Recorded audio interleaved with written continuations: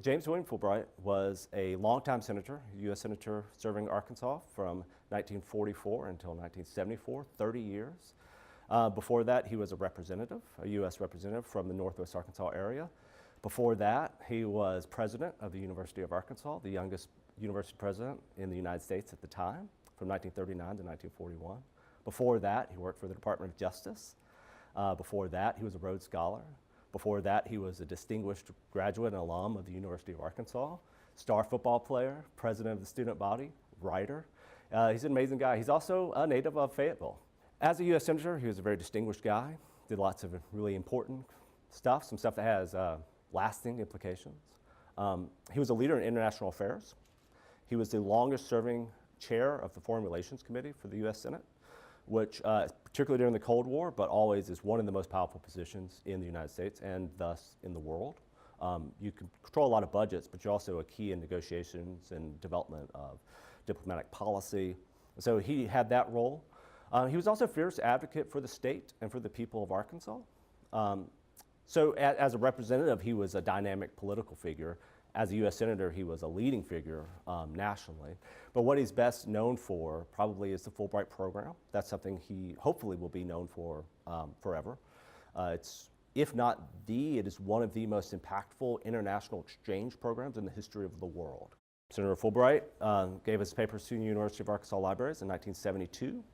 Then we required several different addenda or additions to the collection over decades.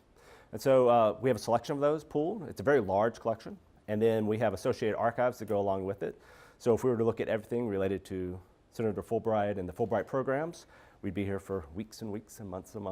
So instead, we're going to look at some highlights from the papers, as well as some images and a few books that the senator wrote, and a couple other things to highlight his connection to the University of Arkansas. So what we have here is one of the really important images that we were able to preserve and save with the Fulbright papers. And this one has what would turn out to have decades of significance. This is Senator Fulbright with President Harry S. Truman and William Benton. And what they're doing is Fulbright is witnessing Truman signing the Fulbright Act of August 1st, 1946. So this is the act that establishes what we come to understand to be the Fulbright program later. So this was the culmination of a couple of years' work of Fulbright already, and then would come to define one of the most lasting legacies that he left as a statesman, as a political leader. So what we're looking at here is some documentary evidence of just how dynamic and far-sighted Fulbright was even when he was a U.S. rep. So he was elected to the House of Representatives for Northwest Arkansas, representing us in D.C. in 1942. He just left his role as university president at the University of Arkansas, and he was only a rep from 1942 until 1944. But within that time, he did some pretty impressive things. He had already laid the groundwork for what would become the Fulbright program later, but he also was instrumental in the United States participation in what we come to understand as the United Nations after World War II. So what we're looking at here is the handwritten draft from Senator Fulbright, and then also a typeset that he read on the floor of Congress. And this is a speech for what became known as the Fulbright Resolution, where he is encouraging the United States to help establish this international body to resolve issues, to help nations get along, to use diplomatic solutions instead of, and really to avoid another world war. And so this is Fulbright as a very young representative from his state in Washington, presenting an idea, very forcefully making the argument for an idea of what would become one of the foundational institutions that shaped the rest of the 20th century and the 21st century, which is, of course, the United Nations. So what we're looking at here is a photograph from Senator Fulbright's papers that shows one of those pivotal moments in his career, and also sheds a little light on what the U.S. Senate perhaps used to look like or what it could be at its best moments. So right over here is Senator Green from Illinois, a Republican, and what he's doing is he's handing over the gavel for the Foreign Relations Committee to Senator Fulbright. And then looking on are a couple of noteworthy individuals. You have the guy who's about to become president the next year. That's John F. Kennedy. And then the guy who's going to become president 3 years after that, which is Lyndon Baines Johnson. And so Johnson's the majority leader in the Senate because the Democrats have taken control of the Senate. And Fulbright is going to become the chair of the Foreign Relations Committee. This is 1959, and he remains chair, the longest continuous run of anyone as chair of Foreign Relations from 1959 until his resignation from the Senate in 1974.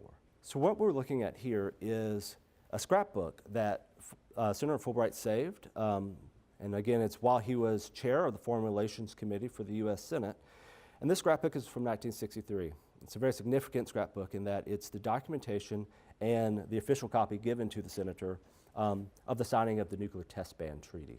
So we have Senator Fulbright over here, but then we also have the premier of the Soviet Union, Khrushchev, right here in the middle. While Khrushchev looks a little serious, I think he always looks serious, Fulbright is very pleased with how this has gone on. So Senator Fulbright's legacy is really apparent to people in terms of, say, the Fulbright program. But one of the things he was doing as Foreign Relations Committee is he was helping diffuse conflict and helping diplomacy lead the United States and other nations around the world to avoid very real nuclear annihilation. What we're looking at here are some documents from the Fulbright papers that show the complexity of his political position as a Southern senator, and also the compromises and maybe maybe if you would term it, the mistakes that even as distinguished leaders as Senator Fulbright make over a long political career. So right here is the Southern Manifesto, or a draft of the Southern Manifesto, which several different Southern senators signed on to. They gave remarks on the Senate floor, basically opposing Brown versus the Board of Education and the federal intervention into school segregation in the South. Several of those senators would have said on a personal level that they weren't necessarily opposed to racial equality or to school integration, but that their stance was, as many of us have heard before, it was a states' rights-based approach. It was a state rights opposition to it. They didn't think that the federal government or the Supreme Court should be the ones forcing integration. Senator Fulbright did sign on to the Southern Manifesto. And throughout his career, particularly later in the 1960s, as he became very well thought of and revered for his stances against things like the Vietnam War, this would dog him later in his career. And then after he left the Senate, it's something that his career would be stained by, his opposition to full integration early on. So what we're looking at right here is a photograph from our picture collection at the University of Arkansas Library of Special Collections. And it documents what, for Razorback fans, is perhaps one of the most important events that ever happened here, or one of the most disappointing events anyway. And that's when the University of Arkansas hosted what was called the Game of the Century, considered a regular season game between the number 1 and number 2 teams in the country, and that's Texas and Arkansas. And so it was an important game, and everybody wanted a ticket. And if you were a political powerhouse at the time, then you were able to get a ticket. And so actually, we had some really remarkable people attend the game. So in the stands right here, all sitting together, we have Senator Fulbright right here in his fine hat, right there, observing the game, closely observing it. We also have the current president at the time in 1969. It's Richard Nixon, who's attending the game right there. We have this gentleman over here with the beautiful Beat Texas button right there. That's John Paul Hammerschmidt, who's a longtime congressman. Who's actually the person that Bill Clinton would lose his first political race against. Future president George H.W. Bush is right there attending as well, looking towards the camera. And then the guy our library is actually named after, who was president of the university at the time, David Mullins, all right here watching the football game together. It's a proud moment at the University of Arkansas, even though we did end up losing that game in a thriller of a game. So what we have here are 2 letters, of several actually, in the Fulbright papers that are from President Johnson. So Johnson was a longtime leader in the Senate, was a majority leader in the 1950s, and then became president, of course, after Kennedy's assassination. And he and Fulbright, both as Southern senators, had a very close relationship and were good friends, but they also had a lot of disagreements over their time together as 2 of the major political leaders in the country. And of the letters we have, I selected 2 that I just think are really, really telling. This letter right here is on the presidential, the White House letterhead from Johnson, so it's an official letter, but you can see that it's actually a very long letter. He writes a long piece to Senator Fulbright, and what he's doing is explaining the state of Asia as he sees it. So Johnson has been to Asia and has met with world leaders over there, has met with people. He says that he's talking with people on the ground, he's talking with their military, and he's trying to convince Senator Fulbright that the people in Asia actually really, really want us there. They want us involved in Vietnam. They want us supporting Cambodia and other places. They want us fighting communism. He says that the world leaders in Asia approve of the United States' efforts there. And of course, Senator Fulbright is quickly coming to the opinion, and this is 1966 again, that that's not the case, that the war is a mistake. So it's a personal letter, Dear Bill, where Lyndon Johnson is asking, well, really just explaining. He's not even asking for Fulbright's support, which is one of the fascinating things to say. This is what's going on for real. This is the way I see it. It's a 3-page document on that letterhead saying, I'm trying to understand it. I think what we're doing is the right idea. And at the end of it, he says, and Bill, I wish you could have been there with me. I wish you could have seen what I saw. And then a couple years later, it's a letter dated November 18th, 1968. And it begins with, and I'll read it quickly. It says, Dear Bill, congratulations on your re-election. You and I have had our differences on both foreign and domestic issues, yet we both served America in the best way we knew how, in a period of intense challenge, swift change, and, I believe, remarkable progress. And so Fulbright has been re-elected yet again, but Johnson takes the time to write Fulbright.